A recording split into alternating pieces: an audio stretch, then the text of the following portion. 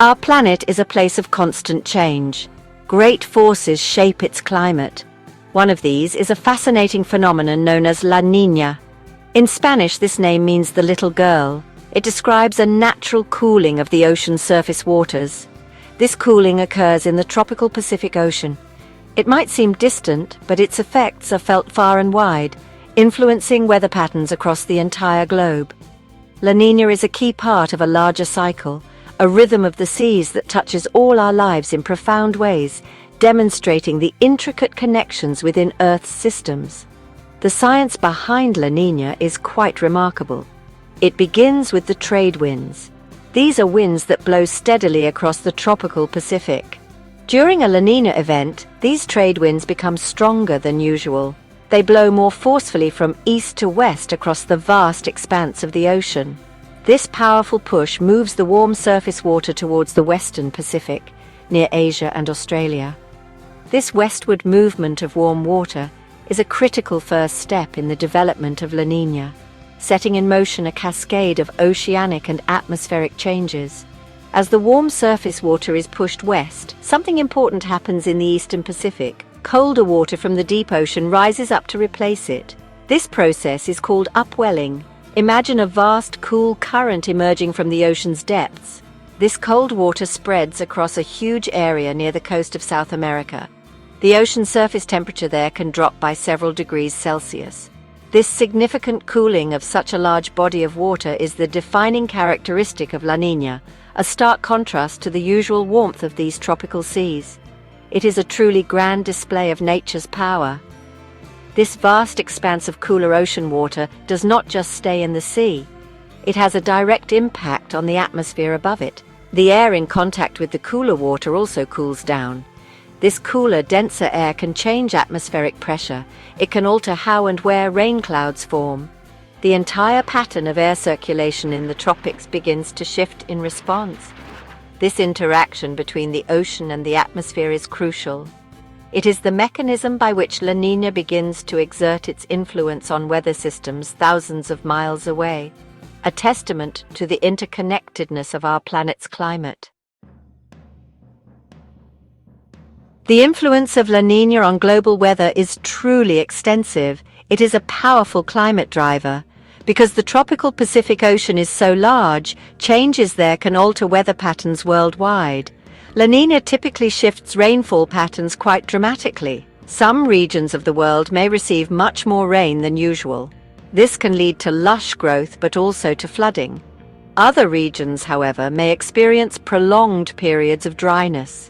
These shifts can affect agriculture, water resources, and natural ecosystems across continents, highlighting the far-reaching consequences of this oceanic cooling.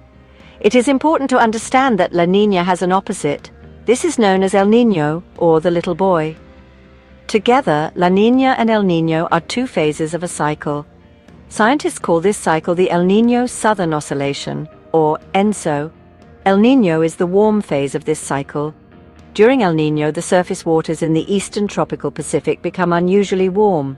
La Niña, as we know, is the cool phase, with unusually cold waters in the same region. These two phenomena are like two sides of the same coin, representing the natural variability within our planet's climate system. The mechanisms driving El Niño are the reverse of La Niña. During El Niño, the trade winds weaken. Sometimes they can even reverse direction. This allows the warm surface water that is normally in the western Pacific to flow eastward. This warm water accumulates along the coast of South America. This warming has its own distinct set of impacts on global weather, often opposite to those of La Niña. For example, areas that are dry during La Niña might be wet during El Niño and vice versa. It is a fascinating dance of oceanic and atmospheric forces. So, while La Niña brings cooler waters and stronger trade winds, El Niño brings warmer waters and weaker trade winds. These contrasting conditions lead to very different global weather impacts. One might bring drought to a region while the other brings floods. By studying both, we gain a much clearer understanding of the Earth's climate rhythms. These are not chaotic events, but part of a predictable, albeit complex, pattern. Understanding this ENSO cycle helps us anticipate and prepare for the diverse weather conditions our planet experiences, allowing communities to adapt more effectively. The real-world effects of La Niña are numerous and can be very significant. For example, countries in the Western Pacific, such as Australia and Indonesia, often experience increased rainfall during La Niña events.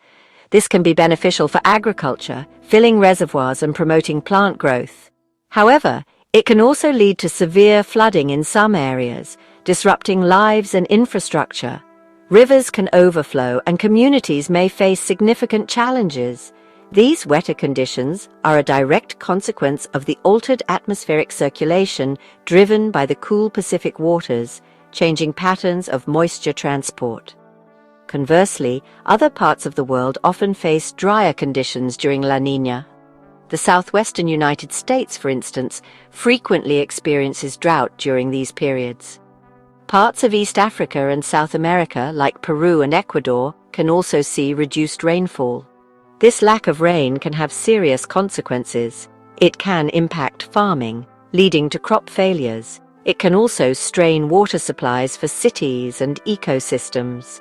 Wildfire risk can also increase in these drier regions, posing another significant threat to both human populations and natural habitats. These are serious considerations for resource management. La Niña's influence extends to other extreme weather too. It can affect the intensity and frequency of tropical cyclones, also known as hurricanes or typhoons. Interestingly, La Niña often leads to a more active Atlantic hurricane season. This is because it tends to reduce wind shear in the Atlantic basin. Wind shear is the change in wind speed and direction with height, and high shear can tear apart developing storms. With less wind shear, hurricanes can form and strengthen more easily, posing a greater risk to coastal communities in the Atlantic and Caribbean regions. Understanding La Niña is therefore of immense importance. It is not just an interesting scientific curiosity, it is a vital part of Earth's natural climate system. By monitoring the conditions in the Pacific Ocean, scientists can often predict the onset of La Niña months in advance. This knowledge allows governments, communities, and industries to prepare. Farmers can adjust their planting strategies. Water managers can plan for potential shortages. Emergency services can be ready for increased risks of floods or hurricanes. It helps us live more harmoniously with the planet's powerful natural rhythms, fostering resilience in the face of its ever-changing moods.